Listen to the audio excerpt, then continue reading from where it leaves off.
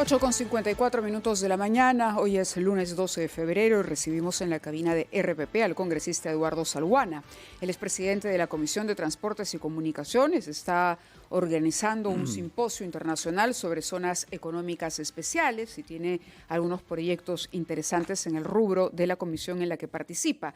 Pero queríamos, antes de entrar a este tema en particular, pedirle una opinión, una apreciación sobre el momento que estamos viviendo tras las revelaciones a partir del testimonio del señor Villanueva, asesor o ex asesor de la ex fiscal de la Nación, Patricia Benavides. Mávila, muy buenos días, Fernando. Un gusto estar aquí en Radio Programas. Un saludo cordial desde Madre de Dios. Luego vengo de más o menos 30 días que he estado en mi región con la voluntad de conectarme de manera directa con mis electores, con los pobladores, saber exactamente qué piensan los ciudadanos de a pie sobre la realidad del país. Y en relación a tu pregunta, Mávila, sí, efectivamente, seguimos las noticias de la capital y hemos escuchado, obviamente, con preocupación las declaraciones de este aspirante a colaborador eficaz. Y lo que puedo seguir son dos cosas. Primero, que todos los temas que el señor hace referencia tienen que ser investigados.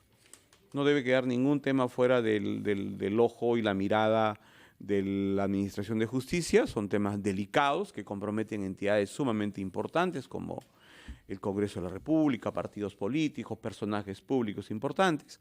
Y segundo, mi preocupación por lo que ha sucedido en el Ministerio Público, ¿no? Que no es de ahora. Durante décadas ya vemos que la política pretende instrumentalizar al Ministerio Público, porque evidentemente es el persecutor del delito y se puede comprometer a personajes y en algunos casos hasta inhabilitarlos. Entonces creo que amerita una mirada especial al Ministerio Público para evitar que siga este manoseo y realmente mantenerla con la autonomía jurídica que corresponde. ¿Qué decir sobre el Congreso? ¿Qué es lo que saca en claro usted del comportamiento de algunos colegas suyos? Sé que siempre es difícil hablar sobre los colegas, no quiere ganarse más enemigos de los que ya tiene, pero realmente estamos viendo que han habido ahí gestiones dudosas de la parte de colegas suyos. Bueno, efectivamente son conductas que tienen que ser investigadas. Y por eso es que yo te diré, mira, Fernando, con toda franqueza, que APP en todo momento, cuando se han presentado las denuncias sobre el caso puntual de la Junta Nacional de Justicia, siempre hemos visto con recelo, siempre hemos visto nosotros con precaución. Sí. Yo he venido acá, he tomado declaraciones y he dicho que esos temas tienen que ser hechos con mucha serenidad, que no podemos hacer investigaciones express, no podemos estar pidiendo destituciones inmediatas de 5 o 7 magistrados, que hay que ver las cosas con racionalidad, que hay que ver caso por caso, que hay que respetar el debido proceso, que hay que respetar el derecho de defensa. Y fíjate tú, a la luz de los tiempos nos han dado la razón y creo que hemos actuado sobre instituciones distintas que el Congreso, pero el Congreso es presidido por un compañero suyo de bancada y es una de las personas que está cuestionada y que aparece en las conversaciones del señor Jaime Villanueva. No es la primera vez que se le cuestiona al señor Soto, pero ustedes en APP, contra viento y marea, han persistido en él. Claro, pero mira, como lo dije al principio, él está involucrado en las declaraciones del señor Villanueva. Se someterá a la investigación, él ha emitido un comunicado, que se investigue, correcto, que se llegue a la verdad. Puede seguir presidiendo el Congreso con el poder que eso le otorga al señor Alejandro Soto, al congresista Soto, alguien que está comprometido en una investigación de esta naturaleza por haber utilizado la agenda en la mesa directiva a cambio de impunidad para una investigación por su ejército o fábrica de troles. Eso. ¿Puede hoy el presidente del Congreso estar sentado ahí como si nada? O mientras dure la investigación, debería, como ha dicho Juan de la Puente, en aras de la transparencia y de evitar que se crea que desde su poder puede afectar esa investigación, dar un paso al costado. Mira, yo lo que creo es que, primero, que sobre el tema de la agenda no se está diciendo lo que corresponde. La agenda no la define el presidente. La agenda del Congreso la discutimos los portavoces todos los martes. Cada bancada parlamentaria lleva su agenda, mociones, proyectos de ley, interpelaciones, todo pasa por junta de portavoces. Nada es una decisión arbitraria del presidente. Y si un proyecto de ley o una moción no se ve en su momento correspondiente, el congresista va, reclama y exige. Entonces, por ahí me parece, por ejemplo, que no es tan correcta la información. Tiene cierta discrecionalidad, pero no decide. Entonces, presunción de inocencia, que se investigue y si hay algo que se corrobora, se verá más adelante. Señor Salguana, vamos a ir a la pausa para escuchar titulares de la hora, pero tenemos dos temas importantes que hablar con usted. Uno es su región, Madre de Dios, porque nos dice que ha pasado 30 días de ellos ahí, es un hombre afortunado de poder estar 30 días en una tan bella región de nuestra selva, pero hay problemas graves ahí. Efectivamente. Entre otras cosas, con algo que es clave en el Perú, que es la minería ilegal. Así que yo quisiera que nos diera una palabra sobre eso. Y el otro tema es el proyecto que usted está promoviendo para la creación de zonas económicas especiales en el Perú, para lo cual se ha convocado a un evento el próximo 21, en el que estarán presentes especialistas de ese tema de otros países de América Latina, así como el presidente de la Sociedad Nacional de Industrias, que ha presentado un proyecto similar llamando a esas zonas especiales zonas francas. Así que sobre esos dos temas quisiéramos hablar después de la pausa, señor Salguana. Mañana estamos hablando sobre política, que quiera uno o no, termina en ella los problemas institucionales que tenemos con la Fiscalía y otras instituciones del Perú. Pero ahora no es sobre política que hablamos, sino con un político, Eduardo Salguana, uno de los congresistas creo que con más experiencia que hay, porque usted ha sido congresista de más de 30 años, me parece recordar, ¿no? Sí. Y ha sido un hombre comprometido con su región de Madre de Dios, donde hay dos temas graves sobre los que queremos oírlo. El primero es el de la minería ilegal y el otro es el de la deforestación. Una vez que nos haya explicado esos dos puntos, hablaremos sobre lo que le interesa más en este momento, que es el proyecto de zonas económicas especiales en el Perú. Díganos qué está pasando con la minería ilegal en Madre de Dios y qué está pasando, por favor, también con los riesgos de deforestación que algunos creen que será promovida por la ley que se ha aprobado en el Congreso hace pocas semanas. Mira, sobre el tema de la minería es un tema bastante complejo, bastante controvertido, y lo que yo puedo señalar con énfasis en este programa tan importante es que yo no veo, Fernando, desde el Estado una política y una estrategia clara, definida, seria, con recursos y con voluntad política para enfrentarlo. En Madre de Dios no se hace minería en todo lado, se hace minería en lo que se llama el corredor minero, que es más o menos el 5.8% del territorio regional. En esa área donde tenemos 9.500 pequeños mineros inscritos, no hay recursos para capacitarlos, no hay recursos para supervisar sus gigafones. No le estamos dando la importancia que corresponde. Solo basta decirte que el año pasado, 2023, se han formalizado solamente a 2 mineros de un universo de 9.000. Entonces, a ese paso no vamos a acabar nunca. Entonces, lo que sale en Lima son las noticias, las interdicciones, la minería ilegal, las incautaciones, lo negativo, pero no vemos que hay un conjunto de ciudadanos que quieren ordenarse, pero el Estado no pone el interés que corresponde. Esa es la mirada que yo tengo y llamo la atención a la opinión pública nacional. ¿Se usa mercurio? ¿Hay dragas ilegales? Mercurio se utiliza. Dragas ya están prohibidas, no se utilizan hace mucho tiempo. Se usa maquinaria pesada y obviamente también motores de pequeño caballaje. Esa es la maquinaria. Mercurio sí, que contamina ríos. Mercurio se utiliza, sí, pero obviamente el mercurio no se riega al ambiente, ellos tienen su mecanismo, sus procedimientos, pero todos esos procesos tenemos que corregirlos. O sea, el Estado no puede estar simplemente de espectador, correcto, tiene que ser el protagonista. Aquí parece que lo que ocurre es que ni desde el Estado, digamos, que tendrá sus propios intereses, se pone fuerte, ni aquellos que deben formalizarse quieren formalizarse. Reinfo, ¿cuántas veces se ha empleado?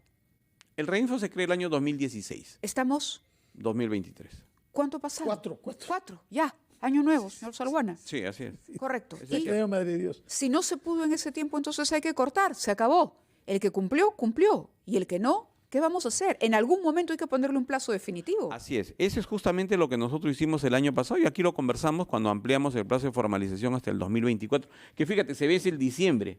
Y en esa oportunidad, Fernando y Mávila, en la ley se dijo, para terminar con esta precariedad, el gobierno dé recursos y dé una nueva ley de la pequeña minería donde establezcamos ya no reinfo ni estatutos provisionales, sino definitivos. 6 meses para que se dé la nueva ley de pequeña minería. Fíjate tú, esto se ha dado el año 2021. Han pasado 2 años y no hay proyecto de ley. ¿De quién es la responsabilidad? Del gobierno central. Ese es el problema en este momento. Y ya estamos entrando al plazo final. Claro, no hay la ley que pasa es que va a este es un permitir este gobierno ordenamiento central, definitivo, si me permite, ¿no? un gobierno central que lamentablemente pues es un gobierno débil.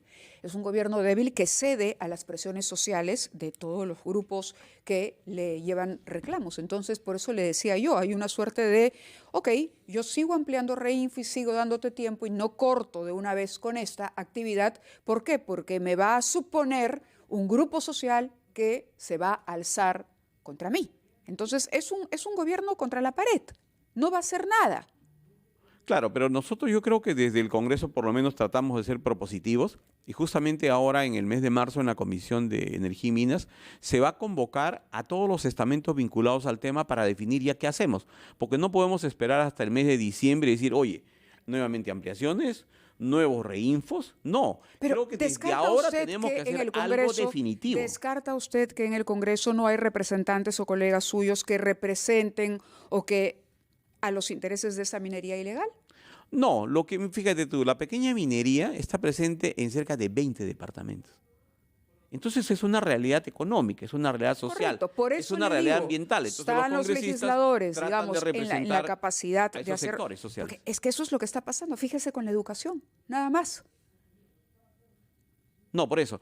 En el tema minero lo que yo creo es que tiene que haber una clara política definida. Cuando el 2021 se dijo, vamos a ampliar la formalización hasta el 2024, pero eso no puede continuar de manera eterna. Entonces dijimos, oye, hay que generar un nuevo marco legal. Y ese marco legal que lo proponga el Ejecutivo, que nos diga, oye, el reinfo será así, el instrumento de gestión ambiental será ya, o 7 años después. Será así. Recién le vamos a dar forma. No, pues señor. Eso se hizo el 2021. Han pasado 2 años y el proyecto de ley no ha llegado al Congreso de la República.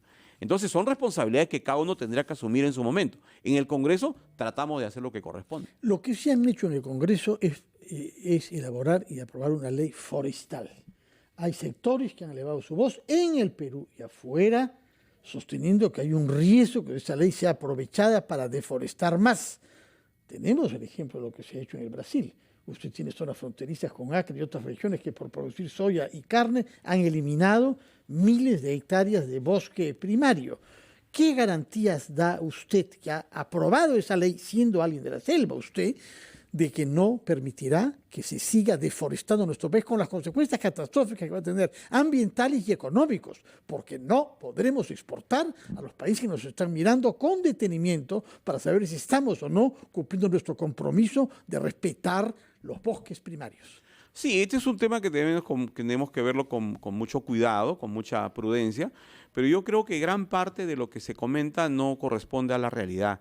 El tema del saneamiento físico legal en los terrenos en la Amazonía, el tema de los bosques de producción permanente, como les explicaba, todo el problema se inicia el año 2002-2003 cuando se crean los BPPs con resoluciones ministeriales. Se dice, todas estas áreas son de vocación forestal y no correspondieron a estudios previamente técnicos realizados.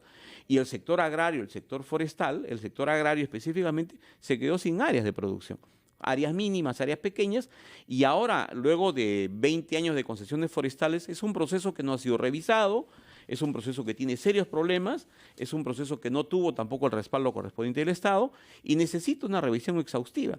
Tenemos en Madre de Dios, por ejemplo, por señalar el caso concreto, miles de agricultores en este momento asentados hace muchísimo tiempo, hace 5, 8, 10, 15 años. Y esa gente no tiene título de propiedad, no tiene su terreno saneado. Entonces, la principal causa de la deforestación es la pobreza, es la precariedad. Entonces, yo creo que esta ley es una oportunidad que tenemos en la selva para poner orden, sanear lo que corresponde, porque no se va a sanear a los que van a entrar mañana o pasado, sino a los que tienen título de propiedad o tienen certificado de posesión ya extendido en este momento. Aprovechemos esta oportunidad, zanjemos el tema y digamos, hasta aquí avanzamos, estas son las áreas que se titulan y démosle la capacitación, apoyémosles, promovamos para que de una vez por todas el sector agrario se modernice y trabaje de manera clara en la Amazonía. Y usemos estos minutos finales, entrevistas finales, para que nos hable sobre su proyecto de zonas económicas especiales, señor Saluana.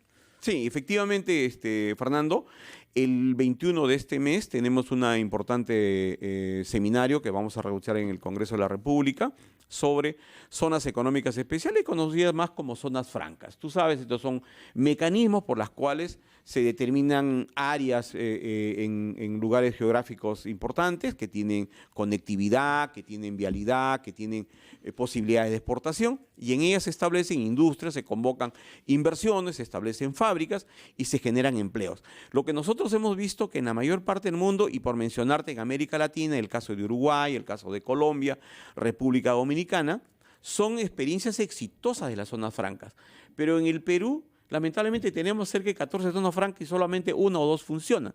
El problema de fondo es que en esas zonas francas el protagonista central, el actor principal es el Estado, es el sector público, lo cual no funciona así en Uruguay, por ejemplo, que se genera más de 20.000 empleos y los empleados de zonas francas son los mejores pagados en la República Oriental del Uruguay. En el caso del Perú, el proyecto de ley que ya hemos trabajado, y agradezco a ADEX, a la Sociedad de Industrias, a la Cámara de Comercio, al propio comercio, al Ministerio de Comercio Exterior, que nos ha apoyado mucho, al Ministerio de Economía, se ha trabajado un proyecto de ley para cambiar ese paradigma, ese esquema, y sea ahora el sector privado el que lidere, el que sea el protagonista de las zonas económicas especiales y podamos traer inversiones, transferencia de tecnología, generación de empleo y desarrollo nacional. 21, seguiremos eso con mucho interés y vendrá después para ver en qué se ha avanzado. No, por supuesto, encantado, Fernando. Muchas gracias congresista Eduardo Salguana, de la bancada de APP, representante, el único, por Madre de Dios, que ha tenido la suerte de pasar 30 días en su región de origen, antes de venir acá. Muchas gracias y muy buenos días, señor Salguana. Gracias. Vamos a hacer una pausa, Mávila. Hacemos una pausa, 9:16, y retomamos ampliación de noticias.